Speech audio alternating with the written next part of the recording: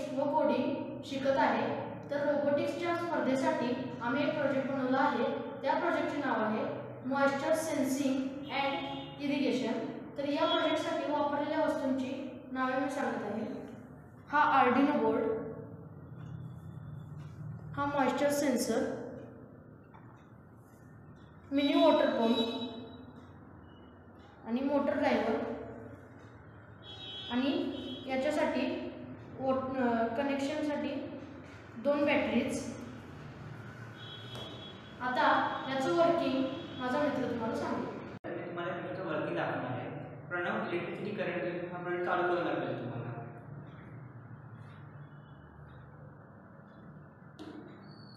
आता इथं आपल्याला दिसत आहे की पाणी बरोबर चालू झालेलं आहे, पण आता पाण्याचं बरोबर ज्यामुळे पाण्याचे बरोबर प्रमाण झाल्यामुळे त्यापैकी जसं की पाणी बंद झालं आता, जेव्हा हे परत वाढेल तेव्हा हे पाणी परत चालू ही प्रोसेस कंटिन्युअसली चालू राहत राहील।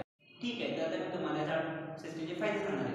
याचा पहिला फायदा असा आहे की झाडांना हवं तेवढंच पाणी जातं। झाडांना हवं तेवढंच पाणी मिळाल्यामुळे झाडांची बरोबर वाढ होते व त्यामुळे पाण्याची बचत होते आणि ही सिस्टीम ऑटोमॅटिक असल्यामुळे मानवाचा वेळही